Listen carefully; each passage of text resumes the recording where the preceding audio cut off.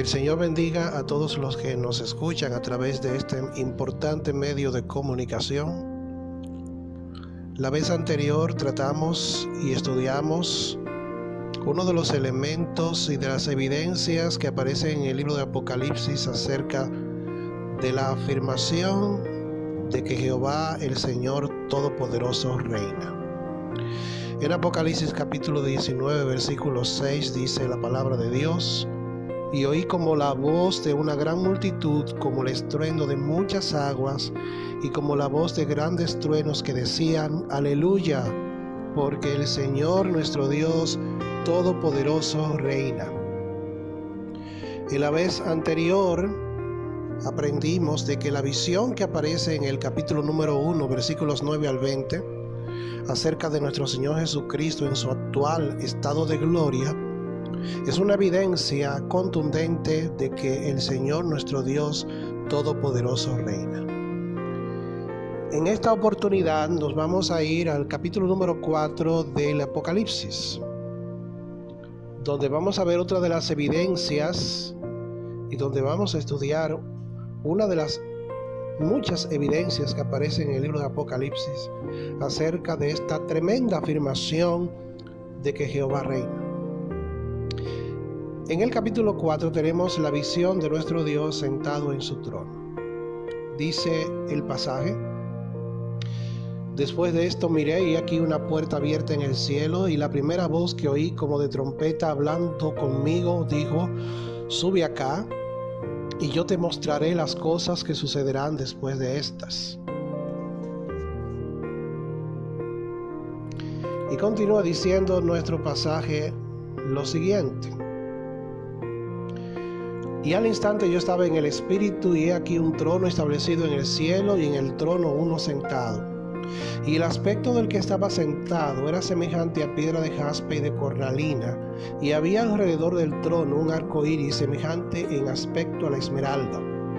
Y alrededor del trono había 24 tronos, y vi sentados en los tronos a 24 ancianos vestidos de ropas blancas, con coronas de oro en sus cabezas.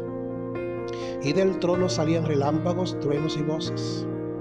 Y delante del trono ardían 7 lámparas de fuego, las cuales son los 7 espíritus de Dios.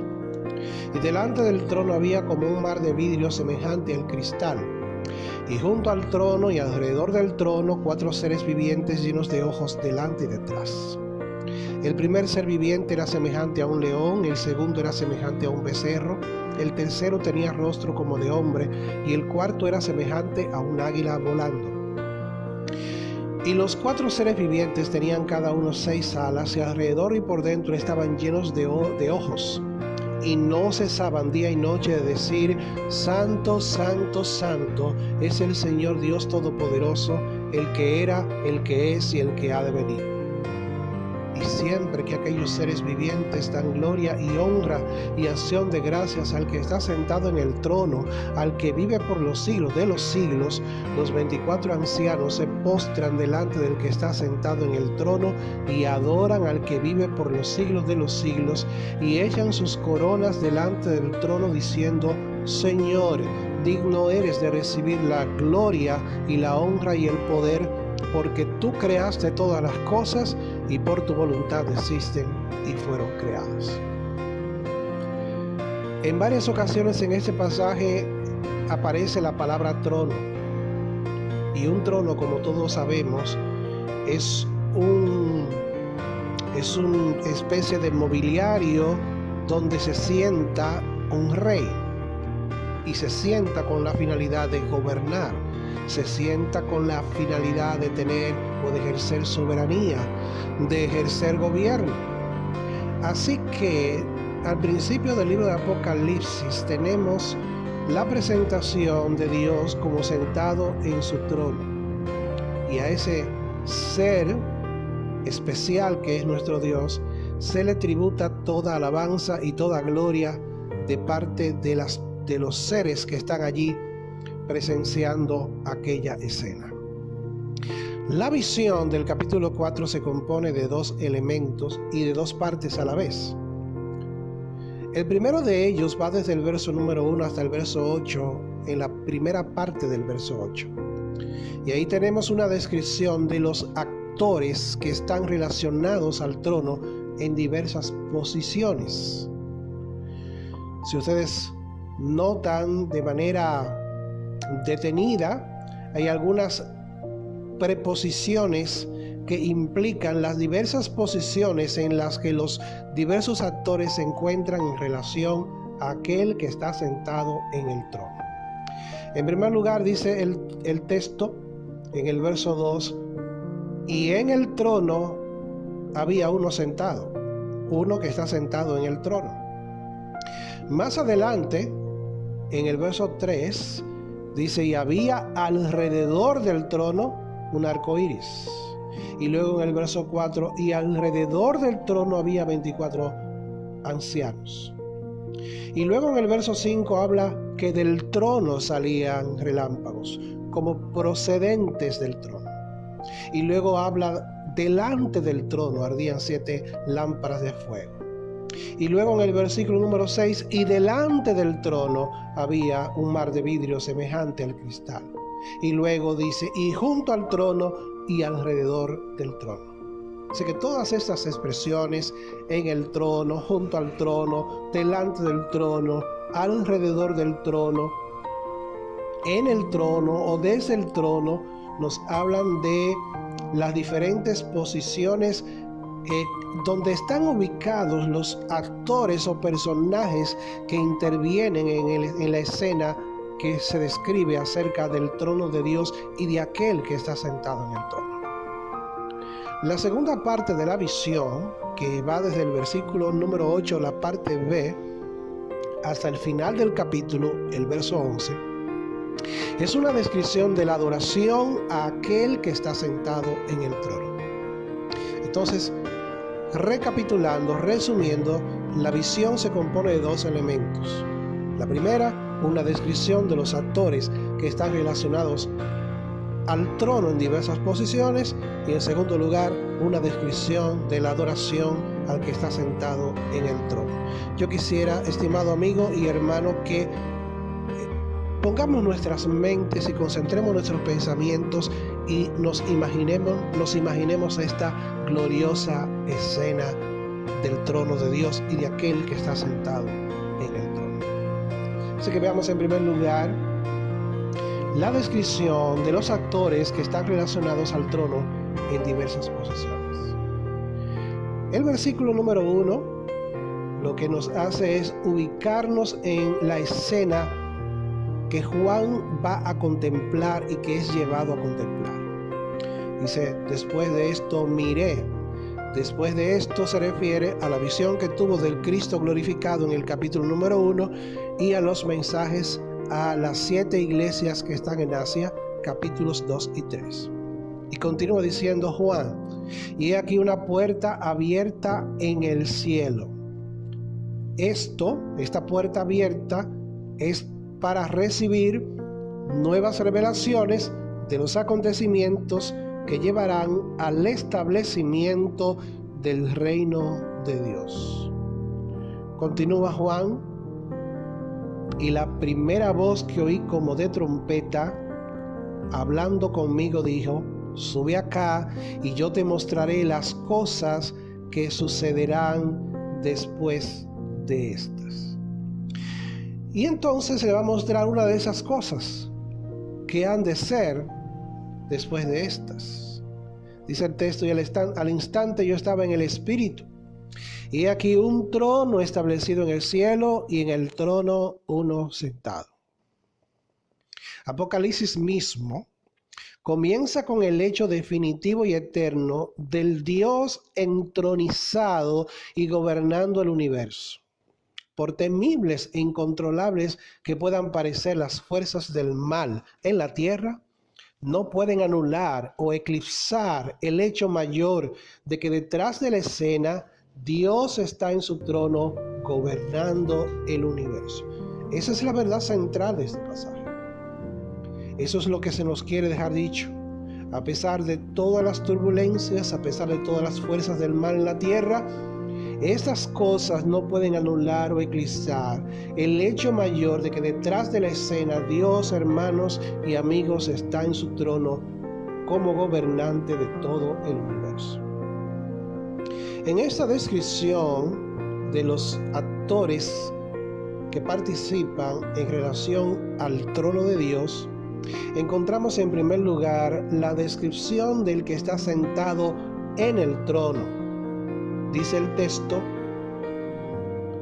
que Juan vio un trono establecido en el cielo y en el trono uno sentado. La imagen de Dios como sentado expresa la idea de que Él está gobernando y Él está ejerciendo soberanía y completo y absoluto control sobre todas las cosas. Ahora noten lo que dice el versículo 3 para describir a Dios el Padre. Y el aspecto del que estaba sentado era semejante a piedra de jaspe y a piedra de cornalina. El jaspe es una piedra de transparencia cristalina y la cornalina es una piedra preciosa de rojo brillante. Probablemente con esta descripción acerca de Dios como que tiene un rostro parecido a piedra de jaspe y a cornalina, lo que se nos está indicando con el jaspe es la simbolización de la santidad de Dios. Y la cornalina está simbolizando el fuego del juicio de Dios.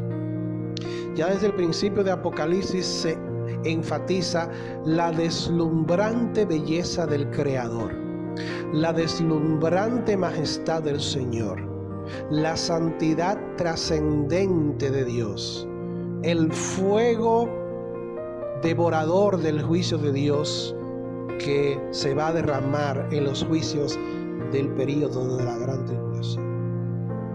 Seguido a esto tenemos una descripción de aquello que procede del trono. En el verso 5, en la primera parte, dice que del trono salían relámpagos y truenos y voces. Esta imagen que aparece aquí es muy frecuente en las manifestaciones de Dios en el Antiguo Testamento.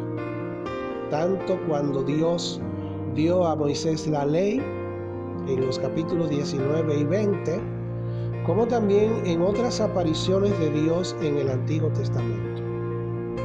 Luego tenemos la descripción de todo aquello que está delante del trono. Dice el texto en el verso 5 que delante del trono ardían 7 lámparas de fuego, las cuales son los 7 espíritus de Dios. Esta referencia a los 7 espíritus de Dios nos hablan de la plenitud del Espíritu Santo. Como dice un comentarista, la presencia del Espíritu Santo se representa por 7 lámparas de fuego que arden delante del trono.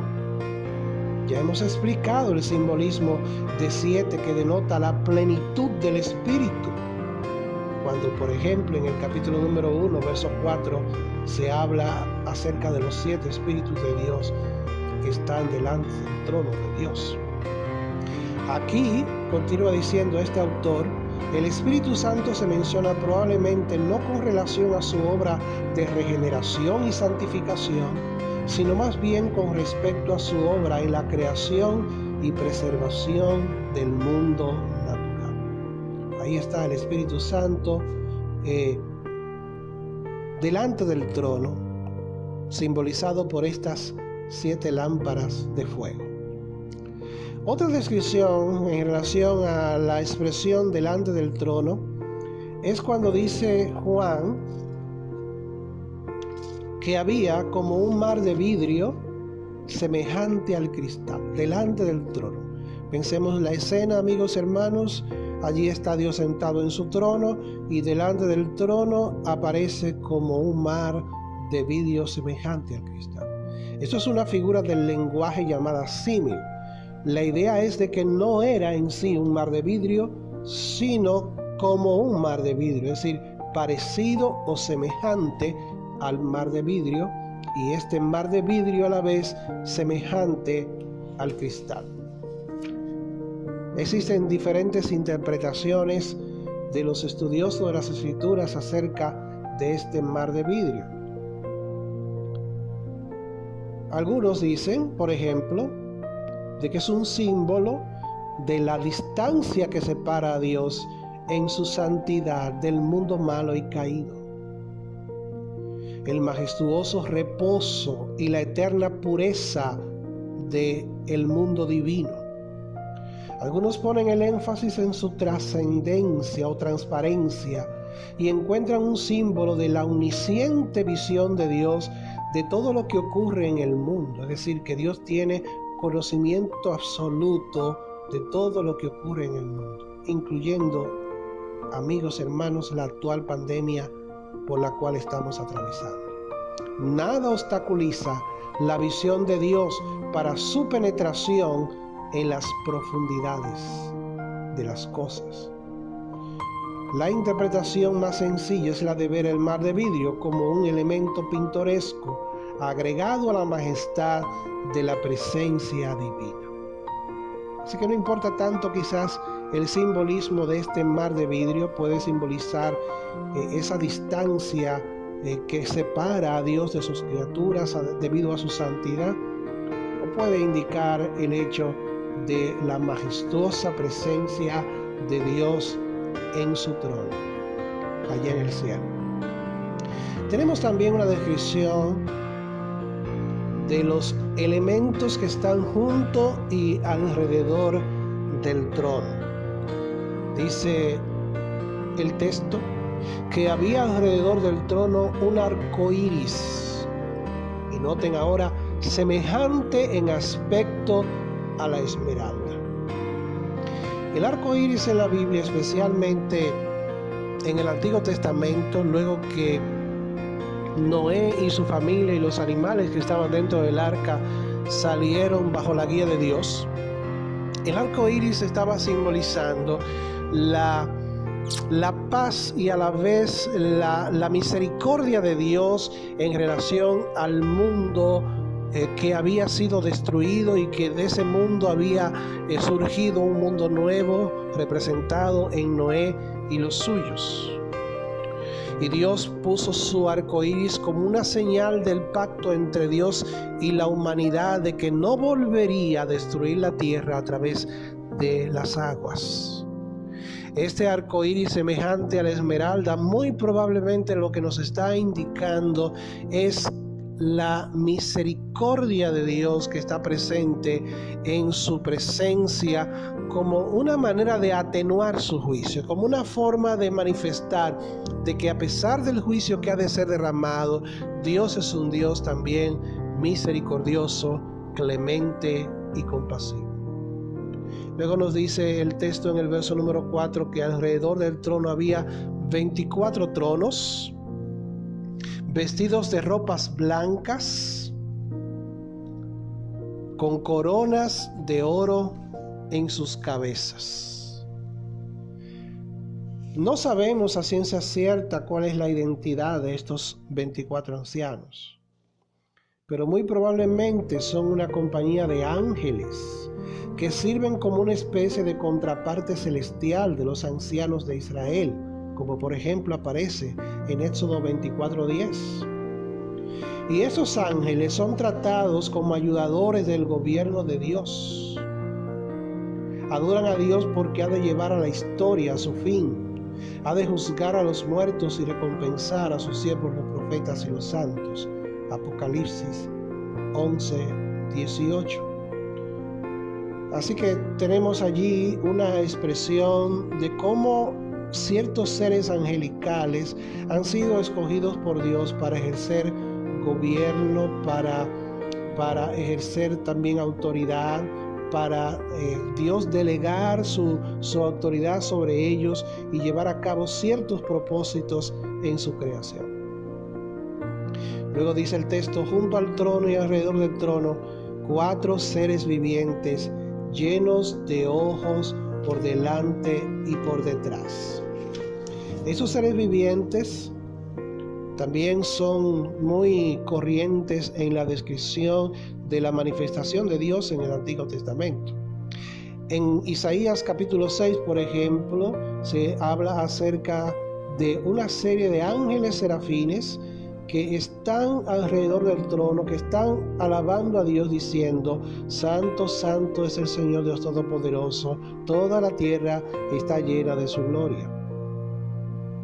Isaías describe a estos ángeles como teniendo alas que con 2 cubrían sus rostros, con 2 cubrían sus pies y con 2 volaban.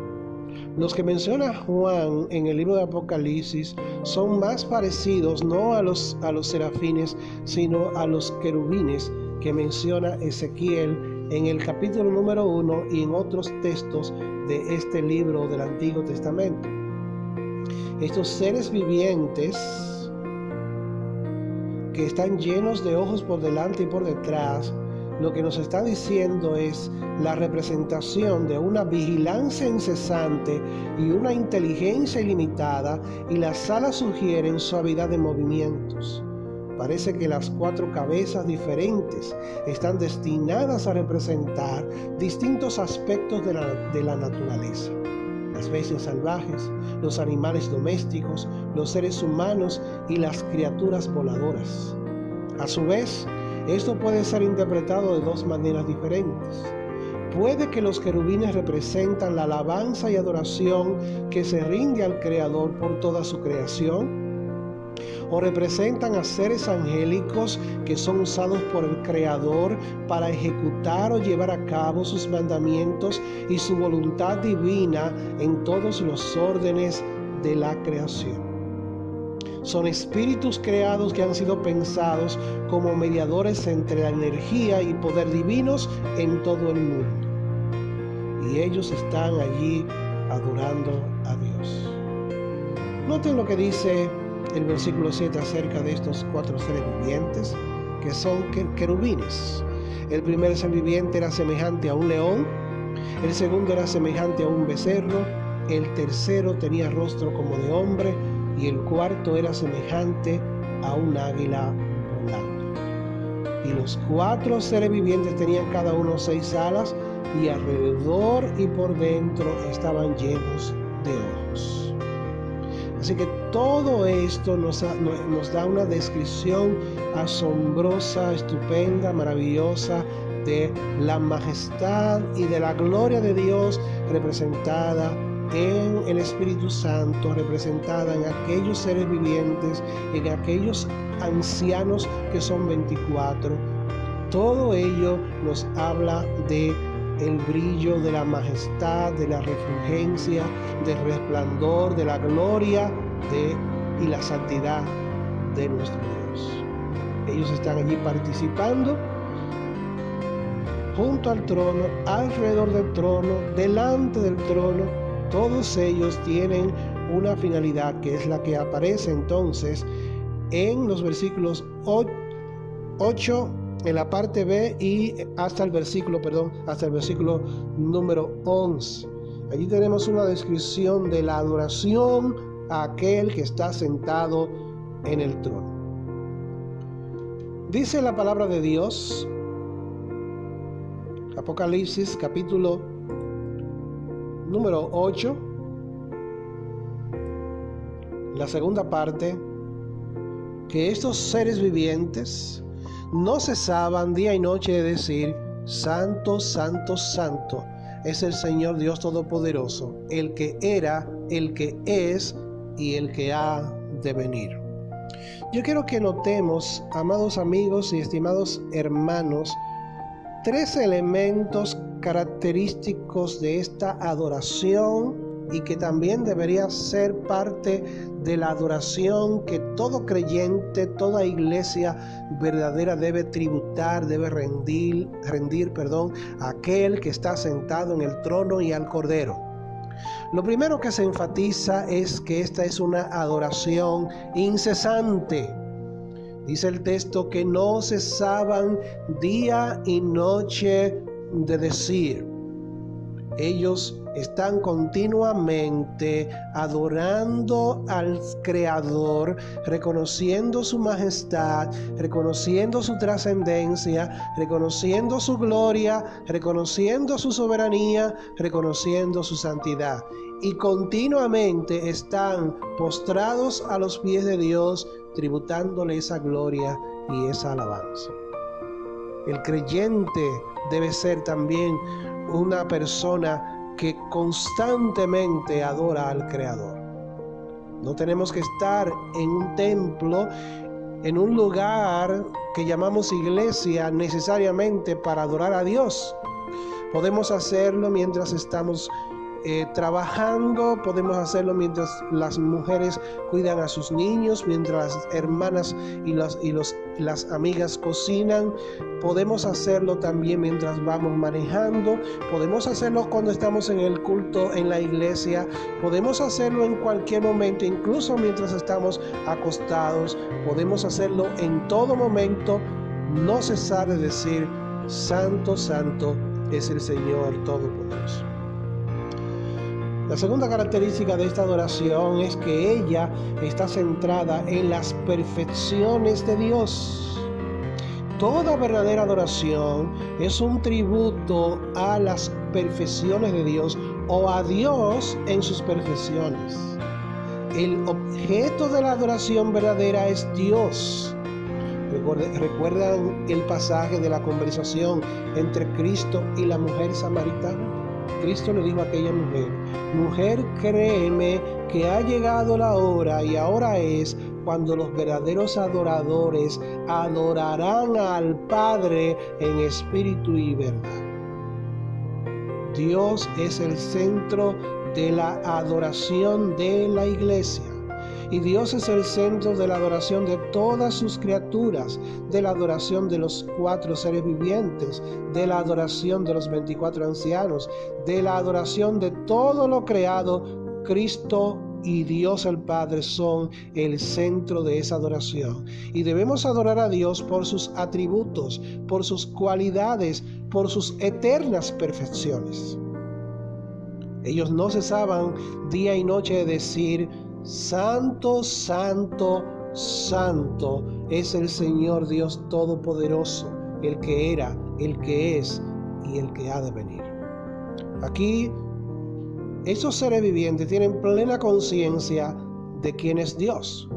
En primer lugar, adoran a Dios por su santidad y repiten en 3 ocasiones el adjetivo santo para referirse a Dios. Es el único atributo de Dios que se repite 3 veces en las Sagradas Escrituras. Aparece también en la visión que tiene Isaías, cuando vio al Señor Jehová Adonai sentado en su trono alto y sublime, y los serafines no cesaban tampoco de decir: Santo, Santo, Santo es el Señor Jehová Todopoderoso, el que era y el que es y el que ha de venir. Ellos no dicen: amor, amor, amor es el Señor Todopoderoso, o gracia, gracia, gracia es el Señor Dios Todopoderoso, ni misericordia, misericordia, misericordia, ni justicia, justicia, justicia, sino santo, santo, santo es el Señor Dios Todopoderoso. La segunda cualidad que se tributa a Dios es la cualidad de su omnipotencia.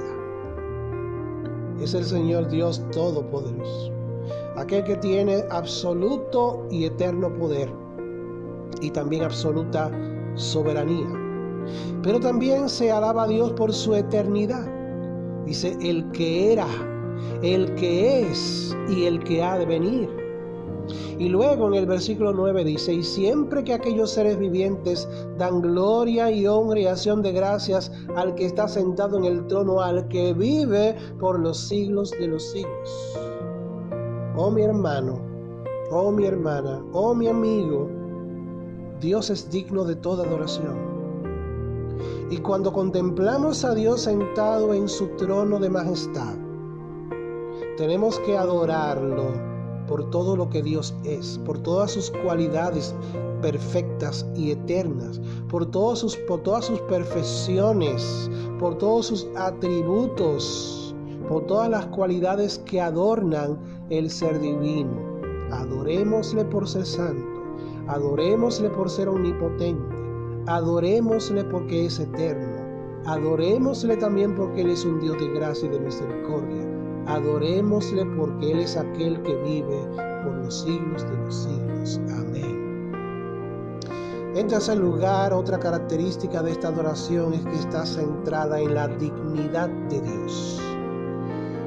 Dice el texto, verso 10, que los 24 ancianos se postran, es decir, se ponen de rodillas delante del que está sentado en el trono y adoran al que vive por los siglos de los siglos. Y dice, y echan sus coronas delante del trono en señal de respeto, de reverencia y de humillación, diciendo, Señor, y luego ahora dice, digno eres, es decir, tú eres merecedor de recibir la gloria y la honra y el poder. Y luego dan una razón, porque tú creaste todas las cosas y por tu voluntad existen y fueron creadas. 3 aplicaciones en relación a este maravilloso capítulo 4 del libro de Apocalipsis, donde tenemos la segunda evidencia de que nuestro Dios Todopoderoso reina. Como iglesia y como creyentes debemos afianzar nuestra fe en la realidad de que Dios sigue todavía sentado en su trono. Hermanos, y esto es una realidad a pesar de todas las cosas desagradables que están ocurriendo en la actualidad y las cosas desagradables que nos han acontecido en el pasado y las que nos han de acontecer en el futuro. Dios todavía sigue sentado en su trono, pese a todas las tragedias humanas, pese a la pandemia del coronavirus, pese a toda la conmoción mundial que estamos experimentando, miles de muertos y millones ya, o más de 1 millón de infectados por esta pandemia, pérdidas de empleos, gentes en sus casas sin tener la oportunidad de llevar la manutención a su casa, gente que está enferma, gente que está atravesando momentos difíciles, conmoción en el mundo a causa de todo lo que nos está aconteciendo. Pero qué bueno es saber, qué bueno es que la iglesia sepa que Dios todavía sigue sentado en su trono y que Jehová reina. Otra aplicación que podemos aprender de este pasaje tiene que ver con el hecho de que en el cielo, en la presencia de Dios, aparecen diversos personajes interviniendo en la participación de la adoración, de la alabanza, del servicio a Dios. Se mencionan a estos seres vivientes, se menciona a los 24 ancianos, se habla en otras partes de los ángeles que están también alrededor del trono, millones y millones de seres angelicales. A cada uno de ellos Dios le ha dado una responsabilidad, les ha delegado una función. El Dios Trino pudo haber hecho todas las cosas sin necesidad de crear criaturas inteligentes como los ángeles y como los hombres para que pudieran llevar a cabo sus propósitos. Dios pudo haberlo hecho sin mediación de nadie, pero Él se goza, es su gozo y es su gloria el habernos creado para que podamos ser parte del cumplimiento de su voluntad. Y finalmente, hermanos, Dios es digno de toda adoración. No tenemos que esperar llegar al cielo, no tenemos que esperar llegar al trono de la gracia de Dios el día en que el Señor Jesucristo nos lleve a su presencia para comenzar a adorar a Dios, para centrarnos en la dignidad de Dios y para adorarle por lo que Dios es y por lo que Dios ha hecho, porque tú creaste todas las cosas y por tu voluntad existen y fueron creadas.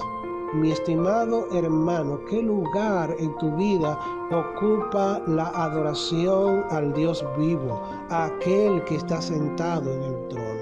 ¿Cuántas veces al día te arrodillas, por lo menos dentro de tu ser, dentro de tu propio ser, le dices: Señor, gracias, gracias porque me mantienes con vida, gracias por quien tú eres, gracias, Señor, porque eres el santo, santo, santo, el Señor omnipotente? Como iglesia, estamos adorando a Dios.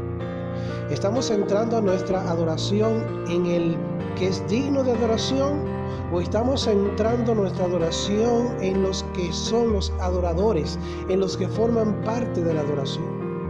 ¿Estamos centrando nuestros pensamientos en una música agradable, en una música inspiradora, en los instrumentos que utilizan los hermanos y las hermanas para acompañar los himnos y las alabanzas modernas que tributamos a Dios? ¿O estamos centrados en Dios mismo?